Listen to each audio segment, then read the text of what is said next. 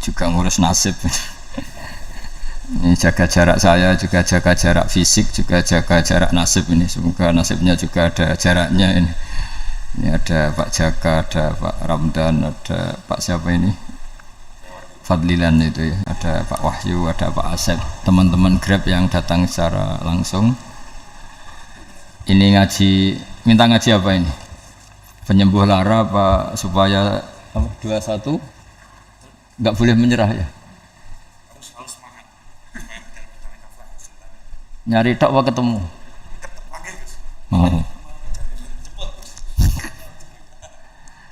Itu jargonnya keliru. Kalau mencari nafkah itu mencari itu udah harus ketemu. Jadi akhirnya nyari terus nggak ketemu. Yang benar itu mencari nafkah apa menemukan nafkah? Mencari nafkah apa menemukan nafkah? Kalau nyari tok gak ketemu. Kadang ketemu. Oh. Setelah ketemu dipakai istri atau dipakai yang lain? Istri. Setelah ketemu dipakai keluarga. Oh. Yang berapa? Enggak, maksudnya yang dipakai keluarga itu berapa persennya? Keluarga itu ya. Kalau yang takut istri 100%.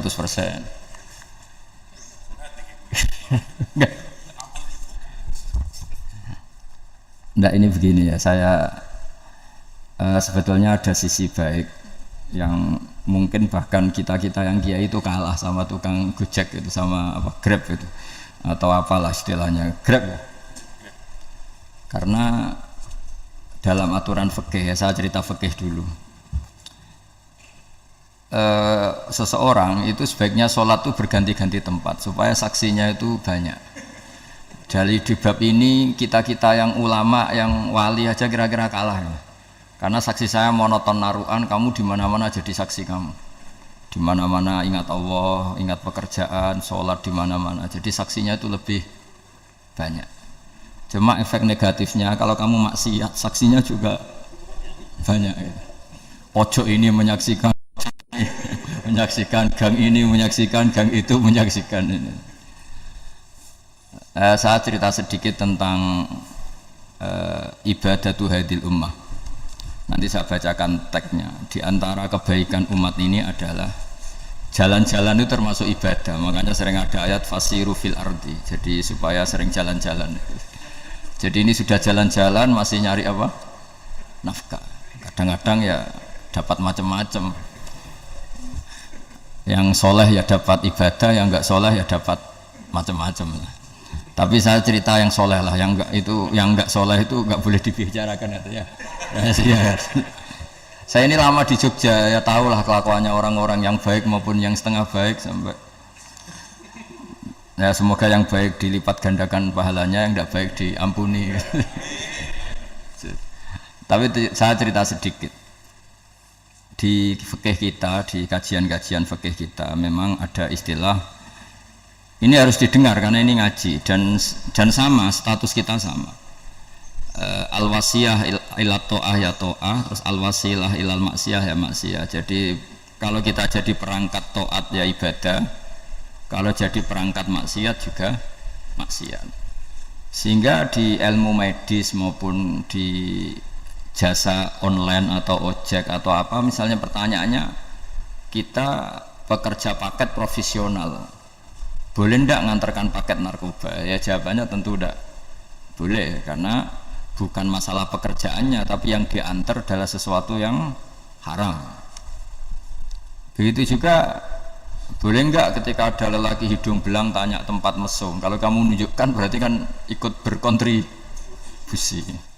Ya kamu bisa meneruskan gimana hukumnya mengantar misalnya. Nah kiai juga sama sebetulnya, kiai juga bisa dimanfaatkan orang yang macam-macam untuk kekuatan yang macam-macam. Jadi hukum ini sama, kamu tidak usah tersinggung misalnya. Kalau di fikih biasanya disebutkan menjual pedang pada begal juga enggak boleh karena digunakan yang tidak baik. Begitu juga misalnya apapun profesionalitas kita, misalnya paket, kita nganter ke paket yang apa? Paket ganja misalnya. Fikih ini harus kamu ketahui dulu sehingga hukum turunannya, ingat Allah misalnya, ini bisa kena. Kita tidak boleh ingat Allah dalam keadaan maksiat yang enggak diridani Allah. Karena mau tidak mau fikih ini hukum dasar. Sholat pun bisa kena semprit. Misalnya kita sholat karena tugas, bukan karena lillahi ta'ala. Makanya dulu itu ada guyonan Mas Wahyu itu, ada imam dari masjid besar di negara sebelah, tidak perlu saya sebutkan negaranya. Itu cerita imamnya itu digaji 100 juta per bulan, datang ke Surabaya gitu.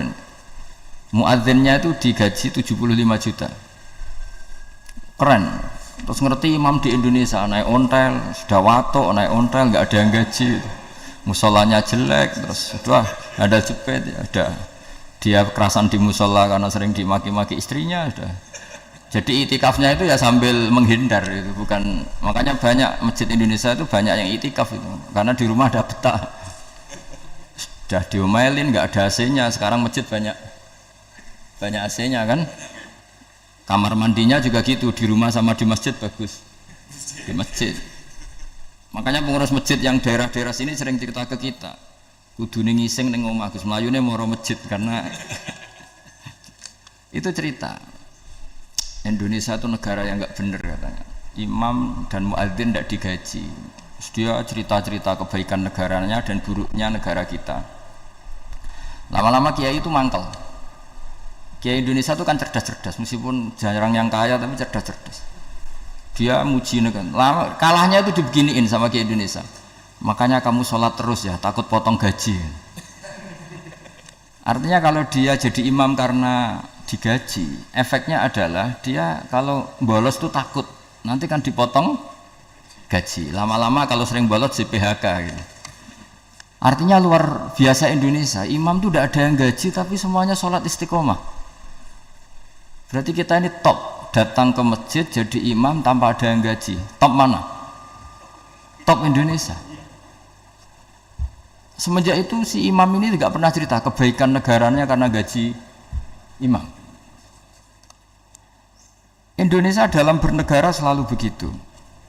Ketika kita tidak punya solusi transportasi, ada saja pihak-pihak swasta atau investor yang ingin menanamkan modal di investasi Grab dan sebagainya. Tapi saya tetap sebagai kiai mengingatkan status hukum fikihnya. Kenapa saya harus cerita itu? Karena fikih ini harus selesai dulu. Saya ulang lagi, fikih ini harus selesai dulu. Misalnya nganterin orang yang mau transaksi narkoba atau transaksi maksiat, atau tapi yang yakin. Kalau tidak yakin memang tidak haram. Tapi kalau yakin itu memang kamu tahu benar-benar iyalah kira-kira gitu. Supaya taat itu ada di semua kehidupan, sehingga nanti Indonesia kalau semuanya begini kan, yang cari sarana maksiat itu bahkan sekedar transportasi aja susah karena semuanya tidak mau. Misalnya paket juga gitu, yang mau ngedarkan narkoba kesulitan karena semua yang jasa paket tidak mau gitu. Begitu seterusnya, sehingga negara ini kita bantu bahwa awal ketidakbaikan di semua negara itu pasti karena maksiat. Maksiat itu mengganggu.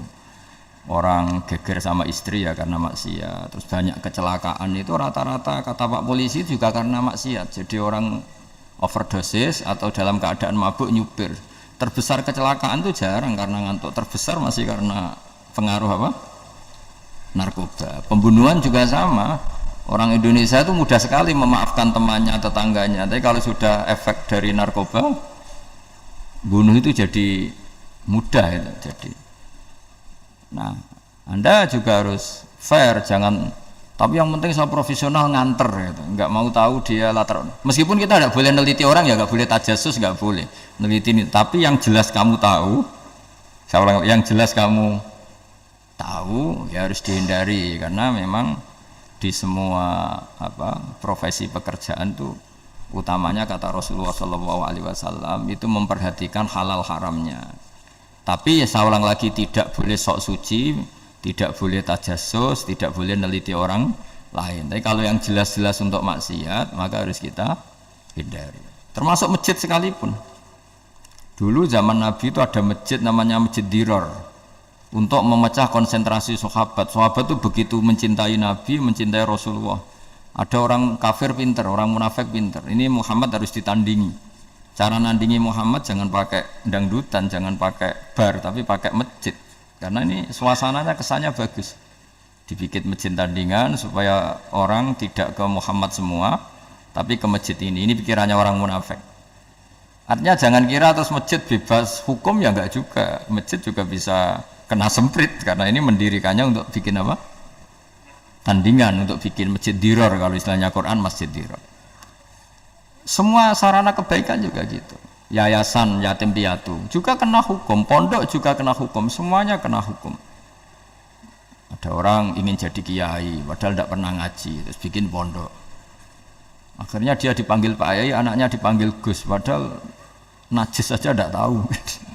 Itu kan kasihan umat, akhirnya ada penyelewengan. Jadi semuanya kena hukum. Jadi Anda jangan tersinggung ketika saya cerita fikih untuk para teman-teman yang di Grab, karena memang semuanya kena hukum, bukannya. Mesra dengan istri juga kena hukum. Orang terlalu mesra dengan istrinya pasti ibunya terlantar, karena menuruti bojo dan nuruti ibu gitu. Kalau nuruti ibu istrinya yang terlantar. Yang loyal sama teman ya istrinya terlantar. Yang takut istri temannya terlantar. Jadi itu semuanya kena hukum tanpa terkecuali. Nah, saya cerita sedikit tentang sholat karena orang-orang Grab ini banyak yang sholat, kemudian harus cepat-cepat. Dulu ketika sahabat punya imam yang lama sekali kalau sholat, sehingga si sahabat yang satu yang petani ini mufarokoh itu memisahkan diri, kemudian imamnya diselip. Itu boleh memang dalam fikih. Kamu niat mufarokoh dulu. Mufarokoh itu niat bahwa kamu memutus hubungan dengan imam, kemudian meneruskan sholat sendiri. Singkat cerita dua orang ini berdebat, Mu'ad sama Ar-Ra'i yang penggembala ini. Kamu munafik, sholat kok meninggalkan imam. Terus yang satu bilang kamu keterlaluan, sholatnya lama sekali. Singkat cerita dua orang ini lapor ke Rasulullah SAW. Uniknya Nabi itu membenarkan yang petani tadi. Kamu Mu'ad jadi masalah. Agama ini tidak boleh jadi problem. Kalau kamu ngimami orang jangan lama-lama. Di situ ada ibu-ibu yang ditunggui anaknya yang sedang menyusu, banyak petani yang nunggu macam-macam. Kayak pegawai POM ya ditunggu shift temannya, pegawai Indomaret juga gitu, apalagi Grab mungkin ditunggu penumpangnya macam-macam. Sehingga kebaikannya teman-teman yang kerja serabutan begini juga bergantung kebaikan imam tadi. Kalau sholat itu tidak boleh lama-lama, apalagi wiridan, sholatnya aja nggak boleh lama-lama, apalagi wiridannya. Nah, kadang-kadang orang ngira kebaikan itu nggak ada sempritnya, ada juga. Sholat itu ya disemprit sama Nabi, kalau terlalu lama juga disalahkan, karena nanti agama ini menjadi apa? Menjadi problematika. Nah, termasuk kebaikan kita ketika membolehkan ya atau mentoleransi atau mendukung pekerjaan mulai Grab dan lain-lain adalah agama ini rahmatan lil alamin. Dulu ada seorang sahabat tanya, ya Rasulullah, boleh enggak kita ngegeng di perapatan gitu? Kata Nabi, ya jangan kalau bisa, tapi kita harus natahaddasannya itu tempat kita jagungan di perapatan, di tempat-tempat umum lagi, di halte, Terus kata Nabi, enggak apa-apa, tapi fa'atut thariq haqqaha, kamu harus memberikan hak jalan itu. Apa hak jalan itu? Satu, kamu amar ma'ruf, kalau bisa ya nahi mungkar, kemudian bikin suasana orang lain ini menjadi aman. Nah ini yang catatan. Kalau hitung saja, yang ikut Grab itu berapa ribu? Nah, ini tuh energi besar kalau di atas 100 ribu. Hitung ya teman-teman di Grab, 100 ribu. 100 ribu ini kalau soleh semua, atau setengah soleh lah, kalau soleh banget keberatan ya soleh setengah soleh. Itu tuh ada, ini sudah saya pikir, ada kebaikan yang menyebar di seluruh Nusantara yang berjumlah 100 ribu. Ini luar biasa. Ada kecelakaan dia menolong pertama, ada pemerkosaan menolong pertama, mungkin ada pencurian, ada apa. Maka kata Nabi, kamu kalau harus di jalan, itu kamu berkontribusi amar ma'ruf nahi mungkar. Saya sering ke Jogja karena saya mulai 98 di Jogja. Ya sering di terminal malam-malam. Saya ketika kecil itu sering diceritain orang nggak berani ke terminal ini banyak preman, nggak boleh ke terminal ini karena banyak preman. Ya mulai dari Sumatera, Jawa, hampir seluruh Indonesia. Kalau jam sekian sampai sekian sudah nggak berani karena banyak apa? Preman. Itu uniknya preman-preman itu selain dulu ditangani tentara dan polisi, itu urusan negara ya kali itu dan kita ngapresiasi. Itu hilangnya yang permanen itu bukan saja ditangani ABRI dan polisi, TNI dan polisi, tapi ditangani kultur. Banyak mulai orang soleh, santri dagangan di situ, ada ojek mangkal di situ, supir taksi mangkal di situ. Terus di sini orang-orang soleh yang menghalau ketika ada perempuan digoda atau perempuan dicopet atau apa. Terus lama-lama jadi kultur bahwa kebaikan ini dominan. Setelah kebaikan dominan ini otomatis menyingkir sedikit demi sedikit.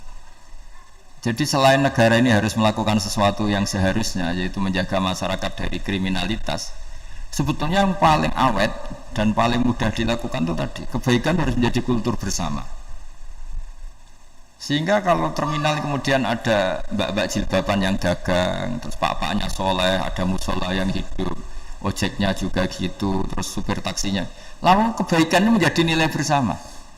Saking jadi nilai bersama, ibu-ibu yang takut atas dirinya nggak ngojek kecuali pak ini karena terkenal amanah, nggak naksi kecuali pak ini karena terkenal amanah. Dan kita Indonesia itu ingin seperti itu, sehingga amanah ini menjadi nilai bersama dan otomatis menjadi keamanan bersama. Orang Jawa itu tego nitipno anake karena dijamin aman, tego nitipkan istrinya juga karena dijamin aman.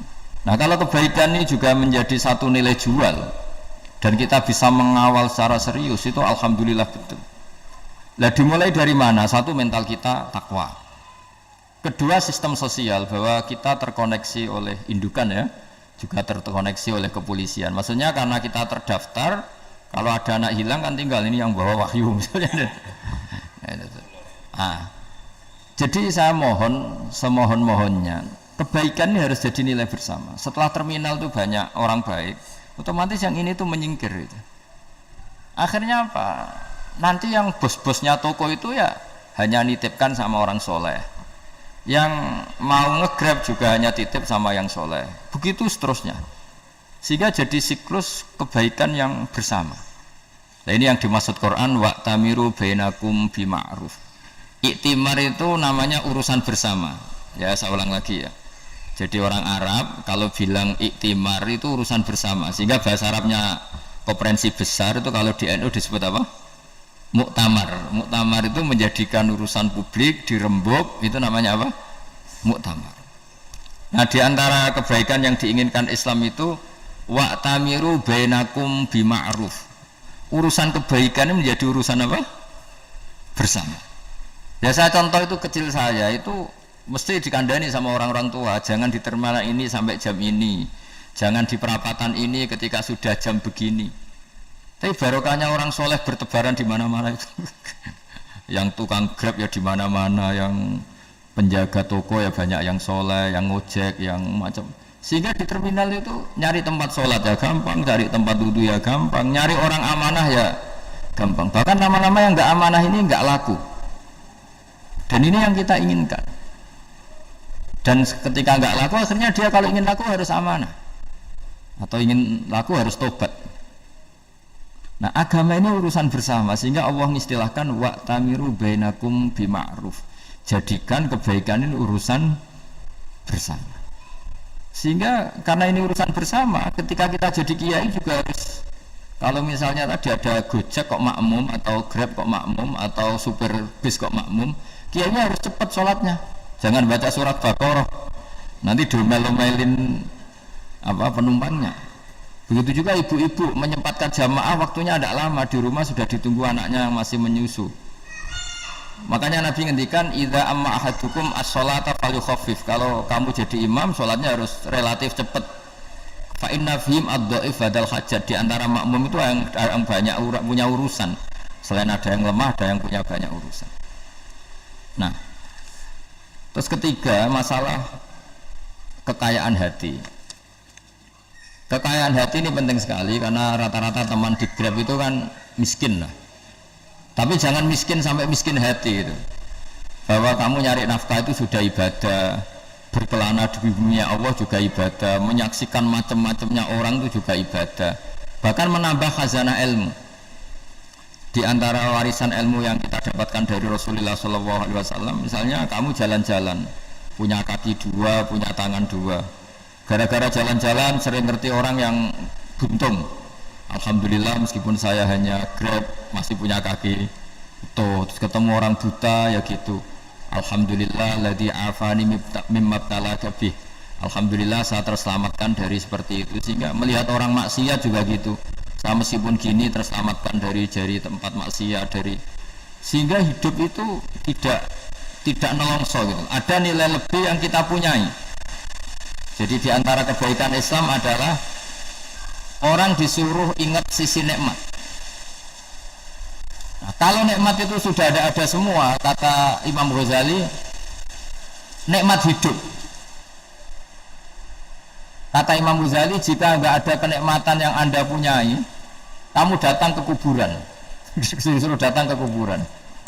Dan kamu bilang begini, kenikmatan kembali ke dunia adalah kenikmatan yang diinginkan mulai yang mati zaman Nabi Adam sampai kiamat. Jadi kalau Fir'aun yang pernah jadi raja, Namrud, semuanya, bahkan orang-orang soleh sekalipun, kalau kamu tanya keinginan terbaiknya apa? Ingin kembali hidup untuk membenahi kesalahannya zaman hidup. Artinya apa? Kehidupan yang kita miliki sekarang adalah kenikmatan yang dirindukan mulai yang mati zaman Nabi Adam sampai kiamat. Maknanya apa? Kita punya kenikmatan yang luar biasa, karena kenikmatan yang dirindukan oleh orang yang sudah mati mulai dulu sampai sekarang. Apapun masalah hidup Anda, ini punya kenikmatan yang enggak tertandingi, yaitu namanya hidup. Barokahnya hidup itu kita bisa tobat. Setidaknya ingin tobat. Kalau nggak bisa tobat, ingin tobat. Makanya di Indonesia itu banyak nyuwun sewu, banyak maling yang anaknya itu soleh, karena kalau ngandani anaknya tetap gini, wes le bapak tok sing lakoni ku ojo, bapak tok yang alami ini kamu jangan. Banyak di Indonesia orang nggak bisa baca Quran, anaknya hafid, karena setiap bodoh itu tidak diwariskan. Wes le bapak tok sing bodoh ku ojo bodoh. Mungkin teman-teman di grup juga gitu, wes bapak tok cung sing nasi pengen ku ojo. Jadi kebaikan begini itu akan terus menerus diwariskan. Sehingga banyak orang nggak tamat SD anaknya dosen, nggak tamat SMP anaknya dekan. Karena setiap dari kita itu cita-cita kebaikannya menurun ke anak cucunya, keburukannya berhenti di dia. Cara wong Jawa itu bapak tok sing nglakoni.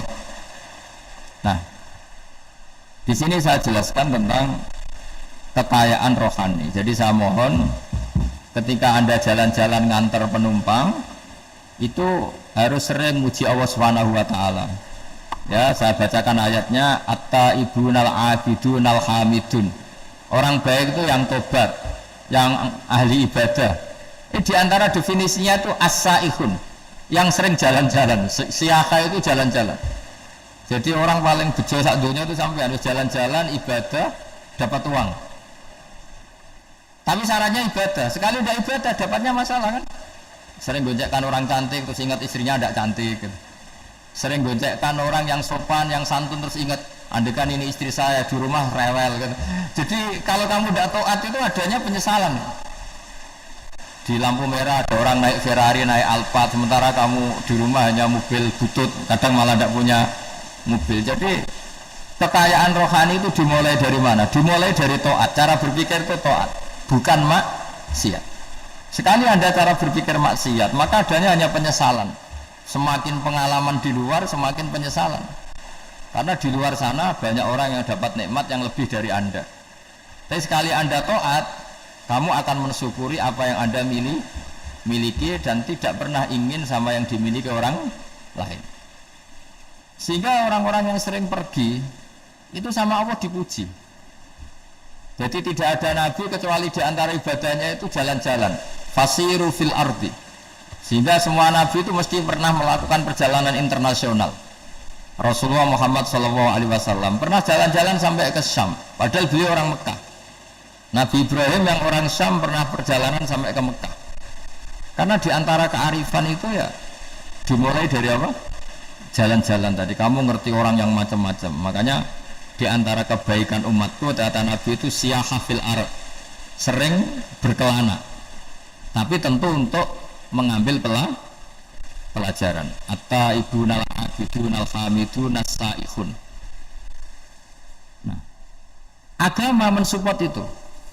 Sehingga kata Nabi, jika ada orang kok sholat qobliyah, ba'diyah semuanya di masjid, sama Nabi ditegur, la taj'alu buyutakum kuburan, rumah kamu jangan jadikan kuburan, harus dapat jatah apa? Sholat. Kata ulama, kalau ada orang sering sholat di satu titik, itu ditegur, kamu harus ganti titik yang lain supaya saksi bahwa kamu di bumi sholat itu banyak.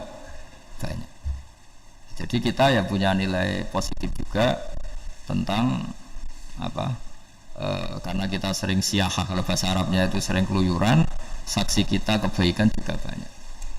Tapi pesan saya paling pokok tadi ya, jadikan komunitas kebaikan itu punya nilai jual.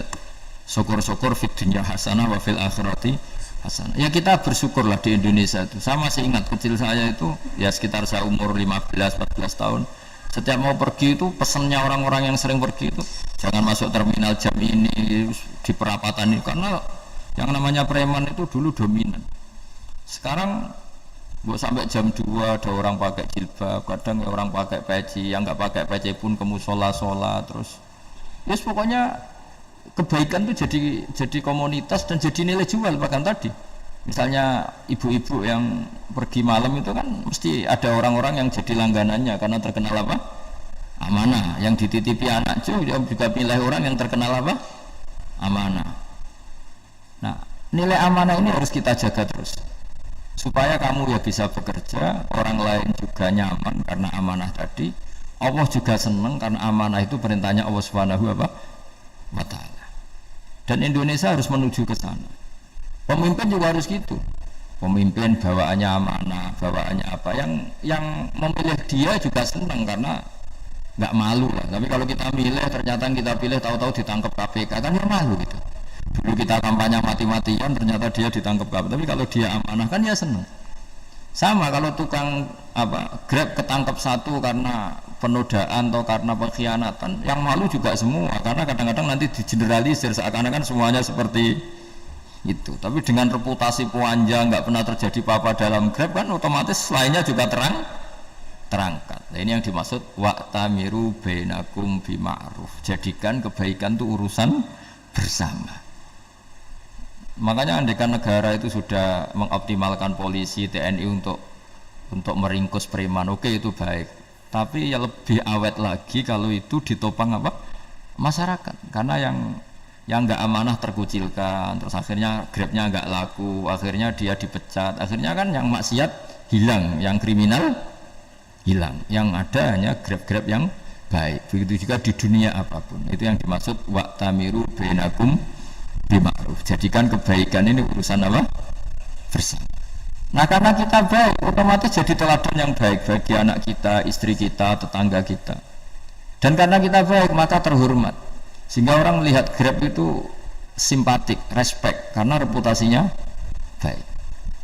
Nah, karena orang respect, tidak dicibir.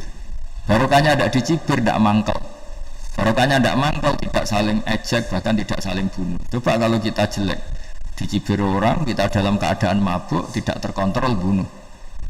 Jadi efek dari maksiat itu begitu buruknya, sehingga penelitian itu mengatakan kebanyakan kecelakaan ya pemicu utamanya rata-rata ya nyupir dalam keadaan mabuk. Beberapa nyuwun sewu kasus-kasus kriminal rata-rata dipicu oleh hal-hal seperti itu. Makanya meskipun di luar saya tolong hindari narkoba, hindari hal-hal yang maksiat supaya pekerjaan Anda ini barokah. Kemudian yang terakhir saya beri ijazah tentang Al-Fatihah ya, karena ini surat yang populer. Kalau saya ijazahi Quran 30 juz pasti sampean nggak hafal. Atau ijazah surat Baqarah, kalau mau Baqarah mau. Ijazah surat Baqarah mau 2 juz setengah. Mau Mas Asep? Ya Fatihah aja yang gampang ya. Nah, ya kulhu Fatihah ini paket ringan ini. Tapi pahalanya besar. Ini beda ya, artinya selama ini mungkin Anda baca tapi monoton ya. Tapi ini saya bacakan teks aslinya tentang istilahnya itu mazaya. Mazaya itu kelebihannya Fatihah. Saya baca Arabnya dulu, nanti ini terakhir ya, ijazah tadi kan saran-saran umum tentang sosial. Ya, pokoknya jadikan kebaikan itu punya nilai sosial yang baik lah. Jadi nanti orang yang nggak amanah nggak laku, ya calon bupati, gubernur, presiden yang nggak amanah juga nggak laku. Begitu juga kiai yang tidak amanah juga nggak laku, suami yang nggak amanah juga nggak laku, istri yang nggak amanah juga. Sehingga kebaikan ini jadi nilai sosial yang dalam tanda kutip sudah keniscayaan. Yang diinginkan Allah itu seperti itu, bukan kebaikan yang dipaksakan karena kekuatan negara. Maksudnya kalau bisa kebaikan itu tidak usah dipaksakan. Memang satu sudah satu kebutuhan. Tak cerita-cerita di negara maju itu, bahkan apapun jatuh itu gak ada yang ngambil apa itu. Makanya gambarannya Mekah Medina kan gitu kan, barang jatuh nggak ada yang berani ngambil itu, saking sudah jadi sistem.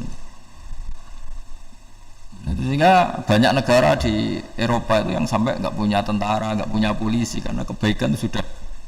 Nah, kita kan masih capek, polisinya aja capek, apalagi masyarakatnya, karena kebaikan itu belum jadi nilai bersama. Nah, kita selain ditopang negara, ada polisi, ada tentara, itu kita usahakan kebaikan itu jadi nilai bersama. Tadi wa'tamiru bainakum bima'ruf. Dan kita punya reputasi yang bagus dalam bab ini. Saya masih ingat kecil saya itu yang jilbaban hanya keluarga kiai. Sekarang rata-rata masyarakat itu jilbaban. Dulu yang sekolah SMP, SMA itu jilbaban kadang dulu malah dilarang ya, harus sama seperti itu seragamnya. Sekarang sudah boleh dan nyaman. Lama-lama yang dapat simpatik ya yang pakai pakaian model tertutup seperti itu. Lama-lama gampangane cara wong golek mantu ya golek yang seperti itu daripada yang bodoh. Lama-lama jadi nilai bersama. Ya ingin saya seperti itulah. Di terminal juga sama. Orang mau makan cari warung yang kelihatan ada ayat kursinya, pakai jilbab, atau paling enggak dia enggak mungkin lah nyuguhkan yang tiren atau yang haram. Kan ada garansi sosial, ada apa? Ada garansi apa? Sosial dengan penampilan yang soleh itu kan. Masa iya nyuguhkan oplosan babi gitu misalnya itu. Jadi nilai sosial itu harus harus benar-benar jadi nilai. Sehingga negara biar enggak capek-capek itu. Polisi juga gak capek kan, karena tugasnya corong Jawa mau ngawat-ngawati tok, tapi sudah tidak perlu tegang karena kebaikan sudah jadi nilai bersama. Ingat-ingat ya ayatnya tadi, wa'tamiru bainakum bima'ruf. Jadi kebaikan itu harus jadi nilai bersama. Iktimar itu menjadi urusan bersama. Makanya kalau kita rapat besar disebut apa? Muktamar. Muktamar itu urusan bersama. Tadi imamnya sholat juga menopang Gojek karena enggak lama-lama, nopang Grab, nopang Kernet, nopang penjaga Indomaret, penjaga bensin, pom bensin. Nah dia hanya punya waktu 5 menit terus imamnya baca Baqarah. Iya imamnya mursyid, mungkin dia tambah lama tambah dapat aplaus dari muhibbinnya, tapi makmumnya dia tambah lama tambah dapat penghormatan dari pecintanya, tapi kitanya wah khusyuk wali kan, dia dapat status naik lah. Kita yang sudah tidak ikut jadi wali diganggu pekerjaannya. Kalau ada imam seperti itu sampai mufarokoh saja, niat ya Allah sampai sini saja saya makmum orang itu, silakan orang itu punya urusan sendiri dengan jenengan, ya sudah, atau salib saja itu boleh. Kalau dalam fikih namanya apa?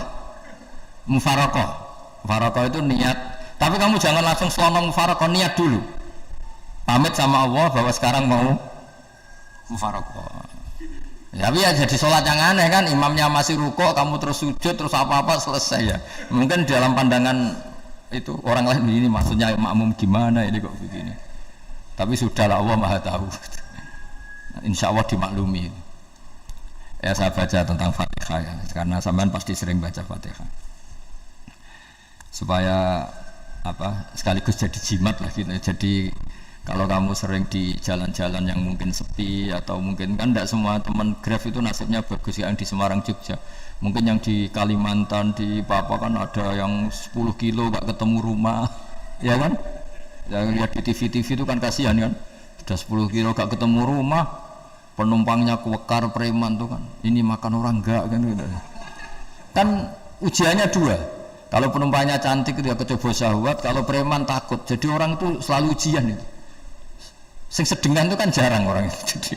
Jadi kalau penumpangnya perempuan cantik ujiannya itu syahwat, kalau preman ujiannya ketakutan. Kalau orang yang lemah bawa uang ujiannya kamu ingin garong. Jadi hidup itu memang semuanya ujian. Liyabluwakum ayyukum ahsanu amala. Makanya saya sering ditanya oleh teman-teman, Gus, nah ujiannya kenal wong wedok elek piye? Sama, kenal wong ayu ujiannya syahwat, kenal wong elek ujiannya ngenyek, itu sama-sama dosa. Syahwat ya dosa, ngenyek juga dosa. Wah elek keriting untune metu ya dosa ngomong gitu. Kadang-kadang orang berpikir enak kancanan wong elek enggak dosa. Kata siapa kancanan wong elek itu ya dosa karena bawaannya ngenyek. Ngenyek itu menyepelekan itu. Makanya saya itu ya nggak mau berteman sampean. Nanti kan bawaannya ngenyek atau seneng ya tidak tahu. Ya sudah anda takdir saja kalau ketemu ya tak ulang ngaji gitu. Tapi ini ngaji terakhir, setelah ini ngaji biasa aja, tidak usah resmi gini. Ngaji kok resmi aneh. Pokoknya nanti suatu saat kalau pandemi sudah berlalu saya akan ngaji Rebone, lalu ini ngaji. Ini ngaji yang kurang bagus karena ngatur kiai kurang berkah ini. Nanti tapi ya lumayan lah masih mau ngaji. Ngaji kok tanggal ini jam ini. Sekarang suatu saat kamu tak panggil, Mas Wahyu datang ke sini jam ini, tidak mesti bisa. Mungkin pas ada acara apa, maaf ke sini pas ngecek, pas apa. Gitu. Jadi ya sudah tapi tak maafkan, enggak apa-apa. Takdir, kan? Tak bacakan, supaya sampean tahu keramatnya Bismillah. Nah sebelum saya bacakan Bismillah Fatihah, tak beritahu tentang ilmu tafsirnya, karena ini penting sekali. Fatihah itu dawuhnya Allah, tentu itu dawuhnya Allah. Saya ulang lagi, itu kalam Allah. Tapi yang sudah diberikan kesampaian ke kita semua, sehingga seakan-akan itu menjadi dawuhnya kita ke Allah. Jangan salah loh ya, Fatihah itu dawuh Allah, tapi sudah diberikan ke kita, sehingga posisi kita itu yang punya itu. Nah kenapa ini perlu dijelaskan? Karena nanti ada kalimat iyyaka na'budu wa iyyaka nasta'in. Kalau itu masih kalam Allah, berarti Allah ngomong ke kamu, ngendikan ke kamu, kepadamu aku menyembah. Masa Allah menyembah kamu? Nah, sehingga ilmu tafsir itu menyelesaikan itu dulu ya. Saya ulang lagi ya, sebelum sampean sering baca Fatihah, aku yakin ya sering baca. Tapi barokahnya tidak paham itu tidak pernah janggal. Enggak paham itu ya penting supaya tidak iskal, tidak janggal. Sebetulnya di kalimat itu ada yang janggal. Kalau Fatihah itu kalimatnya Allah atau kalam Allah, bagaimana dengan kata-kata iyyaka na'budu? Masa Allah ngendikan ke kita, kepadamu kami menyembah? Masa Allah menyembah kita? Maka penyelesaiannya secara ilmu tafsir gimana? Semua ulama mengatakan, bukan satu dua, semuanya mengatakan di Fatihah itu semuanya diberi kawalan kalimat. Saya ulang lagi ya, di Fatihah itu semuanya diberi awalan kalimat qulu, katakan wahai hambaku begini. Ya, katakan wahai hambaku begini. Nah, begini ini pelajaran dari Allah yang sudah diberikan ke kita. Terus kita mengatakan bismillahirrahmanirrahim, alhamdulillahirabbil, termasuk kita mengatakan iyyaka na'budu wa iyyaka nasta'in. Jangan bayangkan Allah ngendikan ke kita. Kalau Allah ngendikan kita berarti gini, hei wahyu ihdinas siratal mustaqim, tunjukkan saya jalan yang benar. Nah nanti kamu terus, ya Allah Anda aja minta petolong saya minta tolong siapa, kan jadi panjang kan. Ya saya ulang lagi ya, jadi itu di ulumul Quran diterangkan gimana sebelum baca Fatihah ya.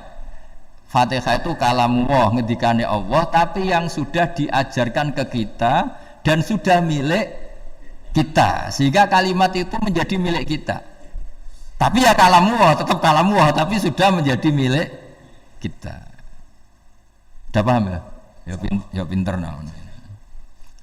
Ya, karena kalau tanpa penjelasan seperti ini, Anda akan iskal. Bagaimana Allah, iskal itu janggal, bagaimana Allah mengatakan iya karena butuh.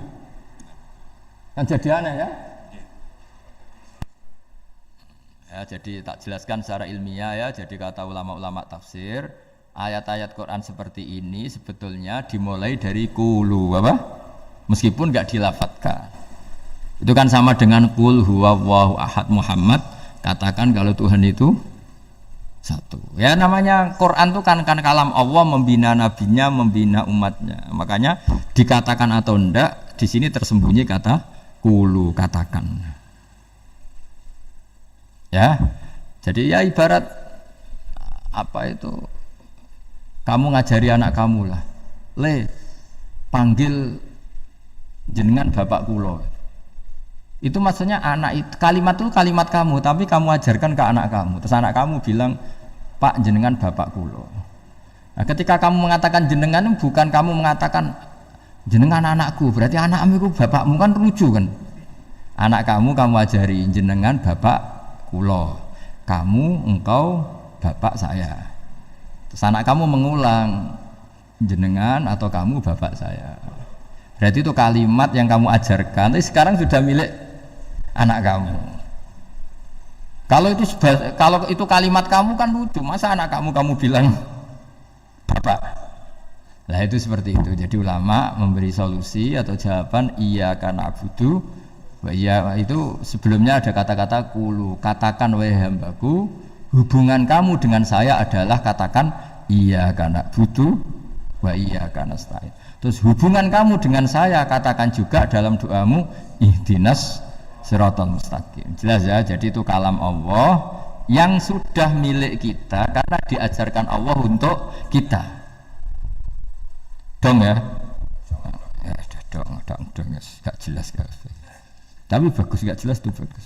Kalau kamu jelas gak jadi digrab, jadi gubernur. Min azimi fadliha kasratu asma'iha wa fadail ukhra. Ini cerita dramatisnya surat Al-Fatihah. Qala Abu Hurairah radhiyallahu anhu inna iblisa ranna khina unsitat Al-Fatihah. Jadi iblis itu begitu kesakitan. Ini kitab Abu Abul Farad karangannya Sayyid Muhammad Alawi, juga kutipan dari beberapa kitab. Yang jelas beliau sendiri juga ngutip dari beberapa riwayat di beberapa hadis. Halaman 123. Ketika Fatihah turun itu iblis kesakitan. Kayak orang sakit gigi lah, tersiksa-siksanya karena turunnya surat apa? Al-Fatihah. Artinya kalau Anda baca Fatihah dijiwai, maka Anda melemahkan setan, melemahkan iblis. Wa qala Mujahid, khina unzilat Fatihatul kitab ronna fastama indahu asyayatin. Jadi ketika Fatihah itu turun, iblis itu terkapar lah kira-kira. Sampai dijenguk banyak setan. Jadi kamarnya di ICU lah kira-kira gitu kalau sekarang itu. Entah Covid entah enggak tahu, pokoknya di ICU sampai dijenguk banyak setan. Enggak tahu bawa apa enggak tahu, pokoknya dijenguk banyak setan. Ono yang nyangoni karena ini apa? Ketuanya apa? Pingsan, sakit. Jadi iblis itu sakit sampai dijenguk anak buahnya setan-setan. Ya, semoga kalian semua tidak kenal setan. Kalau kenal berarti teman, apa? Wa qalu misla dzalik. Wa qala lahum laisa mimma taquluna syai'un walakin unzilat suratun laisa ajru qailiha illa an harrama alaihi nar jahannam. Saya ini bukan sakit fisik kata iblis. Kamu tidak usah jenguk saya, datangkan dokter terbaik, tidak usah. Saya ini tidak sakit fisik. Saya ini sakit karena ada surat yang diturunkan, yang pahala yang melafadzkan surat itu pasti selamat dari neraka. Padahal misi terbesar saya ini supaya manusia masuk neraka. Sekarang punya tamengnya. Wah pusing kan? Ya seperti orang lah goda sampean, ternyata sampean setia, itu kan pusing. Nah ternyata tidak setia, itu yang akhirnya ribet kan itu. Jadi iblis itu cita-cita terbesarnya kan semua orang itu masuk neraka. Nah sekarang turun satu surat yang gara-gara surat itu siapapun yang baca dijamin selamat dari neraka. Jadi walakin unzilat suratun laisa ajru qailiha illa an harramallahu alaihi nar jahannam. Karena jadi dia shock lah, kalau orang di Jawa itu bilang shock. Aduh sial nasib saya ini umat nggak bisa saya goda lagi karena tamengnya ada di punya. Qad tolakaidukum wa makrukum. Rekayasa kalian sekarang itu tidak ada gunanya semua. Nah, ini alhamdulillah di Indonesia kelihatan kan banyak yang miskin, banyak yang susah. Tapi selagi mereka masih sholat, tuh keinginan mencari halal itu masih tinggi. Kayak apa kita di tengah kota, jauh dari anak istri, jauh dari tetangga. Biasanya kalau orang jauh dari anak istri tetangga kan sakar PDW. Tapi yang soleh masih banyak, sudah jauh dari keluarga tetap lurus. Loh kalau yang dekat lurus kan wajar, konangan wong akeh. Ini sudah jauh masih lurus. Nah ini nggak lepas dari barokahnya surat apa? Surat Fatihah tadi. Jadi karena ada surat yang menjamin pelafalnya atau qailiha terbebas dari api neraka. Wa qalat as-sayatinu lahu is ayyushay'in ta'muruna ya maulana. Faqala lahum idhabu wajtahidu hatta tukhfilu qulubahum hatta la yaqulu hadhihi surah. Lalu kita gimana? Jari para setan gitu. Lalu kita gimana? Terus kata iblis, sudah bikin mereka lupa sehingga tidak baca lagi. Selagi masih baca kita pasti kelak. Jadi kalau sampean sudah jarang baca Fatihah itu berarti sudah bagian dari kemenangan apa? Iblis. Jadi kalau sampean sudah jarang baca Fatihah itu berarti bagian dari kekalahan Anda, kemenangan iblis. Masih sering baca? Berapa kali? Terus apa lagi?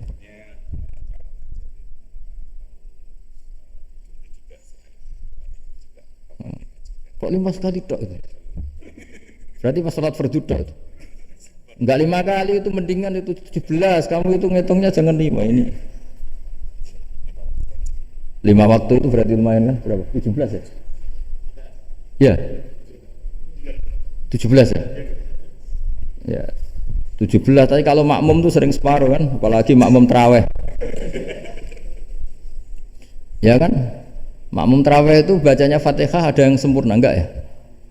Ya enggak lah. Baru alhamdulillahirabbil alamin mampu ruko ikut ruko gitu. Makmum kan yang tarawih lah Mas. Kalau tarawih jarang sempurna ya. Fatihahnya itu. Kan imam sudah ruko. Kamu bacanya Fatihah sampai mana biasanya? Baru setengah ya. Ya paling pas tarawih aja kan enggak sempurna ya. Apalagi kalau imamnya sing kilat tuh waduh malah ada. Nah ketika Fatihah itu sebegitu keramatnya, sebegitu topnya, itu setan rapat, singkat cerita itu yang tadi dipimpin oleh iblis yang sedang terkapar apa? Terus tali obatnya nggak ada, cuma dia shock karena ada surat yang turun yang melafatkan itu pasti selamat dari apa? Neraka. Nah ini gimana saran Anda? Terus sarannya adalah bikin orang-orang itu lupa, tidak baca Fatihah. Nah ini rapatnya iblis. Idhabu wajtahidu hatta tukhfilu qulubahum hatta la yaqulu hadhihi surah. Kala yuksiru qira'ataha wa la yakunu lahum ajrun wa thawabun bal yakunu lahum adzabun wa iqabun. Jadi saya mohon selama ini Anda sudah baca, tapi mungkin hanya rutin saja. Napa rutin saja? Tapi barokahnya ngaji ini kamu punya kekuatan atau punya semangat membaca karena ini surat yang luar biasa. Ibarat gini, kalau sampean tanya, saya juga sering mikir, masa Gus hanya surat kok punya kekuatan seperti itu? Di dunia ini kata Allah, mulai Nabi Adam sampai kiamat, nggak ada yang bisa menandingi kekuatan kalimah. Kalimah itu kata-kata. Nggak ada yang bisa menandingi kata-kata. Misalnya Anda nge-grab, berangkat istri cuek, berangkat cuek. Itu beda dengan ketika meskipun satu kalimat. Wes Pak, muga-muga dilindungi pangeran, mungkin jenengan selamat. Itu menjadi teduh dan semangatnya luar biasa karena kayak mendapat support. Jadi kira-kira kalimat itu hubungannya kita dengan Allah, Fatihah itu seperti itu. Kamu melafadzkan satu kata-kata yang dibenarkan langit bumi, dibenarkan aras, dibenarkan malaikat, dibenarkan semua penghuni di dunia ini. Sehingga itu efeknya luar biasa. Itu seperti gini ya, kamu cerai sama istri, terus nikah lagi katut babon. 10 tahun anak kamu dididik, ibunya benci kamu dan memang Anda layak dibenci. Dididik dan sampai nggak pernah manggil kamu Pak. Suatu saat kamu tentu rindu kan ingin dipanggil Bapak oleh anak kamu. Suatu saat anak ini manggil kamu Pak itu. Wah itu senengnya bukan main. Hanya sebuah kata-kata. Makanya kadang-kadang orang itu tanya sama kiai, ijazah lafadz ini gunanya apa sih? Itu ijazah-ijazah itu untaian kata-kata. Yang kata-kata ini dibenarkan langit dan bumi dan aras dan para malaikat sehingga efeknya itu luar. Nah ibarat seperti itulah. Kamu melafadzkan Fatihah itu melafadzkan kata-kata yang dibenarkan Allah dan Rasul dan semua malaikat, semua penghuni langit. Maka ini efeknya pasti luar. Nah di sini lah orang-orang dulu itu tahu keramatnya itu sehingga ketika melawan Belanda, melawan Jepang dulu itu kalimat-kalimat itu menjadi mantra yang luar biasa. Doa yang luar biasa. Tapi di era modern karena orang sudah tidak ngerti itu, dianggap itu mantra, jimat, khurafat, bid'ah, waduh ribet meneh malah. Sebetulnya tidak seperti itu. Memang kata-kata ini kekuatannya luar biasa. Sama kesakitan hati kamu juga karena itu. Wis ngojek wangelan. Lah Pak di bojo kok kowe gagah tok kere. Wah, iku seling terus. Padahal kalimat itu kan tidak melukai secara fisik, tapi apa kerjanya sesuk sarasa-rasa. Karena terus dengan pengadilan seperti itu kan ngapain kerja demi perempuan yang seperti ini. Lagi-lagi kata-kata ini luar. Nah bayangkan kalau kata-kata itu adalah kalimat yang diajarkan Allah lewat Rasulnya, lewat malaikat Jibril. Kayak apa kekuatannya? Kira-kira Fatihah itu gitu. Kalimat yang baik, kalimat thayyibah diajarkan oleh Allah dan Rasul. Kayak apa kira-kira kekuatannya? Pasti luar biasa. Wong support yang dikatakan istri kita, anak kita aja luar biasa. Apalagi ini support yang diajarkan Allah dan Rasul. Ya makanya saya mohon kalau baca Fatihah, baca kalimat-kalimat thayyibah ketika sholat itu dijiwai. Ya misalnya Rabbana lakal hamdu mil'us samawati wa mil'ul ardi wa mil'u ma syi'ta min syai'im. Engkau zat yang layak dipuji dan pujian ini memenuhi langit dan bumi. Karena kita tahu nggak ada sejengkal di alam raya ini kecuali di situ ada rahmat Allah. Misalnya kamu bisa lewat sampai rumah saya, kamu mungkin anggap biasa saja. Coba kalau ngalami likuifaksi, tahu-tahu bumi ini ambles, bisa ngelewati yang likuifaksi itu luar. Tanyakan orang pernah ngalami likuifaksi di Sulawesi, itu melihat bumi bisa diinjak nggak ambles itu, wah luar. Nah, sampai nggak ngalami itu sehingga lewat bumi ya biasa aja. Coba kalau ngalami seperti tidur, ya biasa aja. Coba kalau ada gempa, bahwa bumi tenang ini sudah nikmat yang luar biasa. Masa kamu ngakuin nikmat nunggu digituin? Ya kan? Nah, itu. Makanya baca Fatihah dijiwai lah bahwa ini kalimat yang luar biasa. Nah, saya teruskan. Warwa muslimun fi sahihihi an Ibnu Abbas radhiyallahu anhuma annahu qala bainama Jibril alaihi salam qaitun dan Nabi sami anaqidan min fawqi farafa'a ra'sahu faqala hadza babun minas sama futihal yawma lam yuftah qaddu ilal yawm fanazala minhu malakun faqala hadza malakun nazala ilal ardi wa lam yanzil qaddu ilal yawma fasallim faqala abshir binuraini qad utitahuma lam yu'tahuma nabiyyun qabla fatihatul kitab wa khawatimu suratil baqarah. Jadi suatu saat Jibril ini jagongan kira-kira gitu sama Rasulullah, tahu-tahu langit pun gemuruh. Langit gemuruh kata Jibril, terus semuanya ngangkat kepala ke langit. Ini pintu langit baru ini dibuka, yang sebelumnya tidak pernah dibuka seperti ini. Turunlah malaikat, yang malaikat ini pun malaikat spesialnya nggak malaikat murahan lah kira-kira gitu, yang nggak pernah turun ke bumi kecuali juga saat itu. Dengan penyambutan yang luar biasa, dengan semuanya tidak pernah terjadi, hanya karena surat Fatihah. Jadi ini surat yang luar biasa, pengawalannya lewat malaikat yang spesial, nggak pernah turun di bumi kecuali saat itu. Penyambutannya juga nggak pernah seperti itu, baru seperti itu. Jadi semuanya itu spesial. Nah, kenapa ini spesial? Karena di situ ada isi puja-puji kepada Allah Subhanahu wa ta'ala. Ada ikrar kita, alhamdulillahirabbil alamin, arrahmanir rahim. Ikrar ini penting. Kalau contoh paling gampang gitulah. Kamu punya istri selama ini cerewet terus. Suatu saat ngomong, "Pak, tak angen-angen ra ono wong lanang koyo sampeyan." Wah, itu langsung tidak ada lelaki sebaik engkau. Itu sama senengnya, masya Allah. Karena ada ikrar dari seorang istri ke kamu. Nah, bayangkan kalau ikrar kita sebagai hamba diakui oleh Allah Subhanahu, maka ikrar ini akan dicatat sebagai kebaikan kita yang kita panen nanti di akhirat. Karena ada ikrar. Kita ikrar bahwa alhamdulillahirabbil alamin. Kita ikrar ar-rahmanir rahim. Kita ikrar maliki yaumiddin. Kita ikrar iyyaka na'budu wa iyyaka nasta'in. Ya, sampean misalnya jadi orang Indonesia, ketemu orang Indonesia yang makmur di Jerman, terus lupa Indonesia. Kamu orang Indonesia, enggak ada orang Indonesia. Mangkel gak kira-kira? Mangkel. Karena salah ikrar kan gitu.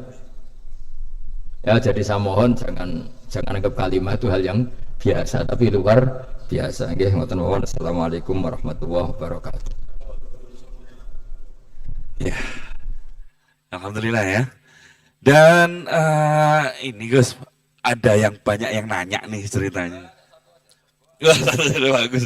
Makanya kita pilih yang nggak akan selesai dulu nih Gus. Oke. Bentar. Cek apa anggota? Apa Grab? Variator. Ya dibaca aja. Cek, oke. Menikah wonten pertanyaan Gus saking Pak Muhammad Arwani. Pertanyaannya adalah bagaimana cara untuk meningkatkan iman dan takwa kita kepada Allah Subhanahu wa taala jika di situ kita sangat sulit untuk meninggalkan maksiat. Sudah berusaha taubat akan tetapi tetap maksiat lagi. Pertanyaannya gitu. Bagaimana solusi agar selalu bisa terhindar dari maksiat? Menikah. Apa aja yang jawab? Jangan maksiat. Udah fokus ibadah, jangan maksiat. Itu sih kalau saya. Tapi bagus saya. Bagus. Jadi itu pertanyaan pertama dan terakhir karena waktunya juga saya tidak banyak. Saya berkali-kali kampanye di mana-mana lah, kampanye dan menganjurkan. Di antara catatan dalam Suhufi Ibrahim wa Musa kan ada kan di Quran itu yang dinamakan lampiran-lampiran wasiatnya Nabi Ibrahim dan Nabi Musa. Itu diantara catatannya begini, orang yang punya akal itu adalah orang yang bisa menikmati sesuatu yang baik. Misalnya gini, contoh gampang gini, kamu punya anak pertama atau punya anak yang masih kecil, itu gendong tuh senangnya bukan main, melihat anak sehat tuh senangnya bukan main. Mungkin saat itu banyak orang yang sedang maksiat dengan perempuan nakal atau dengan teman-teman nakalnya yang anggap seperti itu tidak nikmat. Tapi andaikan ini ditimbang ya ditimbang. Yang maksiat betulan, misalnya paling ukuran bahagianya itu 70%. Tapi yang ini, yang nimang anak baru lahir atau masih kecil, corong Jawa ngeloni anak, bisa saja bahagianya itu sampai 100%. Hanya selama ini kesalahan kita adalah nganggap maksiat itu pasti menyenangkan dan taat itu tidak menyenangkan. Makanya saya berkali-kali fatwa untuk melawan kenikmatan maksiat, orang harus terbiasa menikmati taat, menikmati kebaikan. Jangan kira kita nimang istri nikmat, nimang anak nikmat, ketemu teman yang lama tidak ketemu juga nikmat. Artinya kita akan melewati berjam-jam untuk jagungan sama teman, sama anak, sama istri.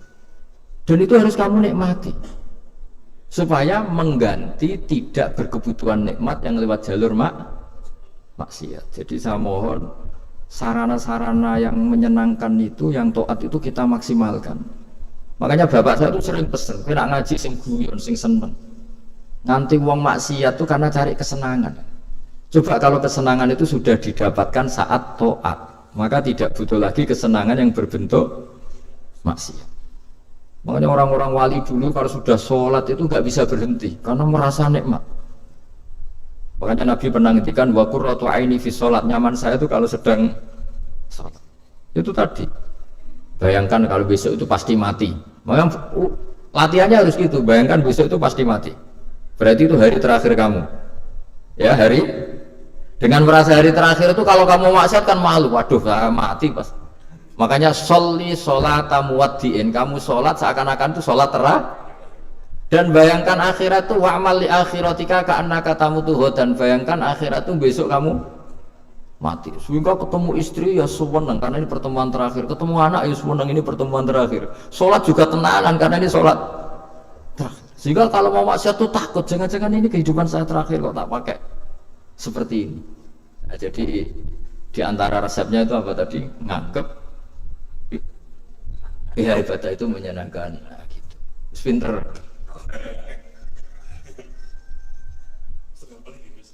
Wah ini. Tapi kamu jawab dulu ya. Ya apa saja dijawab. Biar ada, ya ada pembanding. Dinyalain mas. Oke, satu pertanyaan lagi Gus. Ini ada pertanyaan dari teman-teman mitra driver Grab. Saat mengantarkan barang tiba-tiba azan waktu sholat, ya, Gus. Lalu kita sebagai driver harus sholat dulu atau menyelesaikan orderan dulu karena itu juga amanah kan orderannya itu. Mungkin nganter barang atau mungkin nganterin penumpang. Mengingat barang tersebut sudah ditunggu pemiliknya dan penumpang tersebut juga sudah ada janji yang lain, makanya gitu. Nyuwun pencerahannya Gus. Gitu. Begini ya, ini kan fikih sosial ya. Saya jawab ini memang harus pakai fikih, nggak pakai rasa. Saya ulang lagi, pakai fikih, nggak pakai rasa. Waktu sholat itu kan banyak ya, diantaranya maghrib dan isya, duhur dan asar, terus subuh sendiri. Ya, dan zaman belajar fikih, orang belajar tasawuf ya. Nah, kalau subuh itu tidak ada toleransinya kalau waktunya sudah tinggal 10 menit karena tidak ada jamak. Ya, tidak ada apa? Jamak. Sehingga misalnya kalau kamu ngojek waktu tinggal 10 menit ya harus sholat. Tapi kalau sekedar dengar adzan ya, ini penanyanya kayaknya itu teman kamu, jadi fikihnya kayak kamu nggak jelas. Adzan itu kan bukan akhir waktu sholat. Adzan itu bukan akhir waktu sholat, tapi awal sholat. Itu udah harus supir Grab, udah harus supir Gojek. Meskipun kamu makan ada adzan ya teruskan saja, kan udah akhir waktu sholat. Anda menerima tamu, gendong anak, atau sedang nyupir, atau sedang bercengkrama sama teman. Kalau ada adzan ya nggak apa-apa, misalnya diteruskan. Kan bukan akhir waktu sholat. Yang benar-benar harus ditinggalkan itu kalau waktu sholat misalnya tinggal 7 menit. Atau tinggal 8 menit. Waktu yang mau tidak mau kamu harus tasarrufkan, kamu peruntukkan injury time ya. Nah, injury time. Nah, gitu aja kok nggak tahu ya. Nah, lalu misalnya, kalau pertanyaan tadi mestinya kelasnya itu kelas afdoliyah. Utamanya gimana? Kalau wajibnya belum ada karena kan waktunya masih panjang. Jadi pertanyaannya bukan wajibnya tapi sebaiknya karena ini semuanya belum mendesak kan? Andai kan kamu teruskan nganter barang kan tidak ada jaminan waktunya habis. Padahal kalau kamu memaksa sholat mungkin citra kamu sebagai supir Grab tidak baik karena dianggap mengabaikan konsumen. Nah, terus kedua menyangkut jarak. Oke seperti itu. Nah sekarang kalau pertanyaannya dibalik, makanya yang dibalik ini agak ribet. Waktu sholat tinggal 8 menit. Ada konsumen yang minta diantarkan saat itu dan acaranya ke mall happy-happy, maka fatwa kita sebagai ahli fikih ya tantang saja, saya mau sholat dulu, kalau nggak sabar ya silakan cari yang lain kalau acaranya ke mall. Tapi kalau acaranya kelahiran atau transfusi darah atau mau nganterin darah ke pasien yang sudah koma, maka kita langsung, karena ibadah sosial itu didahulukan mengalahkan ibadah yang haknya Allah karena Allah itu zat yang tidak butuh ibadah kalian.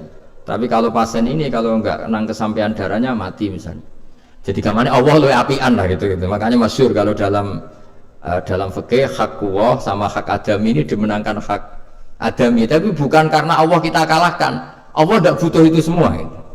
Jadi dikalahkan tapi bukan karena kalah, justru karena tidak butuh. Ya ibarat gini lah, Allah itu saking baiknya Allah kan pasti di atas orang tua kita, itu pasti ulang lagi, baiknya Allah pasti di atas orang tua kita saja baik apalagi Allah. Misalnya orang tua kamu butuh uang 5.000, adik kamu butuh uang 5.000, adik kamu yang kecil atau ya, kira-kira orang tua kamu tuh nyuruh dikasihkan beliau ke adik kamu, kira-kira ke adik kamu.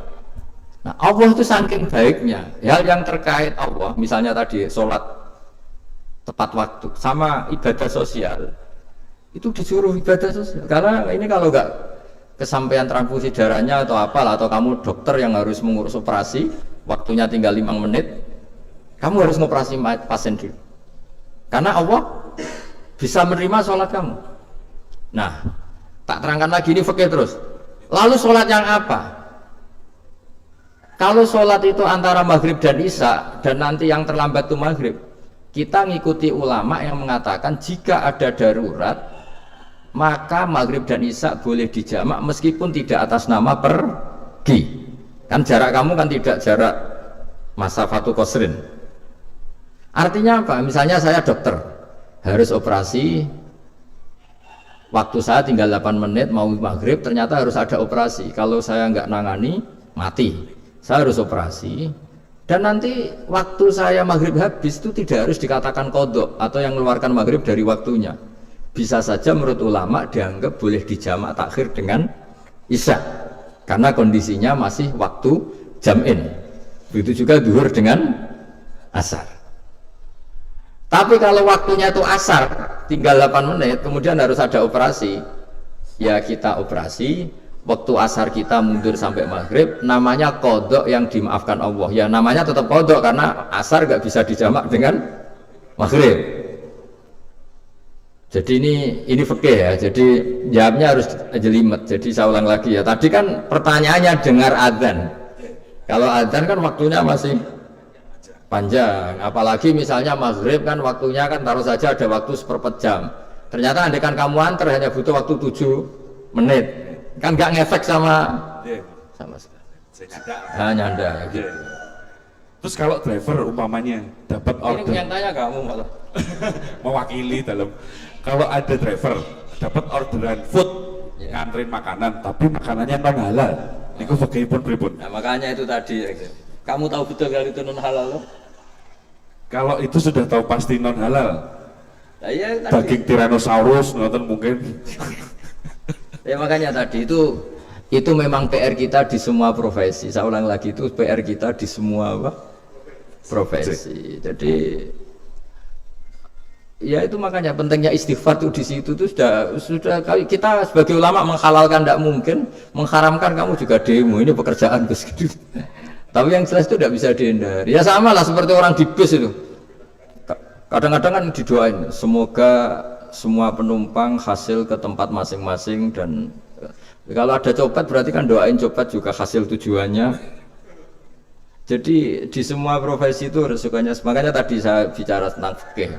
Kaidah umumnya menolong maksiat itu ya bagian dari maksiat, menolong taat itu bagian dari taat. Mau tidak mau harus ada hukumnya. Setidaknya barokahnya tahu hukum. Kalau kita salah belum istighfar gitu. Sudah salah nggak merasa salah itu. Jadi barokahnya tahu hukum itu paling enggak kan kita ya istighfar lah. Kan ya tadi seperti paket misalnya, kan ada saja orang paket yang jelas-jelas barangnya itu haram, tapi atas nama profesionalitas kan mungkin tetap dikirimkan. Tapi barokahnya ngerti hukum, dia istighfar. Nah, tapi karena kalau kita menyarankan sudah ada usah pekerjaan yang lain banyak nanti kan rai-rai potongan tawakal jika ada ngono kan ya repot tuh. Nah kalau kita kiai guys, gak apa-apa, terus pangeran sugih. Menurut sampean harusnya terus nuntut, Gus saya karena fatwa jenengan saya sekarang miskin, ini gimana pertanggungjawabannya? Ya ribet kan? Tapi saya ulang lagi, itu seninya ngelola kehidupan semuanya seperti itu. Jadi makanya kita nggak pernah berhenti berdoa, Robbana dzolamna anfusana, karena dalam sisi semua hidup kita pasti ada unsur nggak benernya gitu. Ya saya ulang lagi, pokoknya kaidah umumnya itu menolong taat itu ya ikut bagian dari taat, menolong maksiat ya bagian dari maksiat. Tapi ya tadi ya kita harus istighfar. Kan cuma tadi yang jelas-jelas maksiat dan kita tidak tajassus. Saya ulang lagi, tidak tajassus itu neliti wong nanti jelimet. Jadi misalnya ada perempuan mau ngojek ke sini ya diantar saja, jangan tanya detail. Itu apanya Mbak? Hubungannya dengan kamu apanya? Mau ribet kan jadi kepo. Jadi kepo ya tidak perlu gitu. Artinya sudah umumnya orang saja sudah.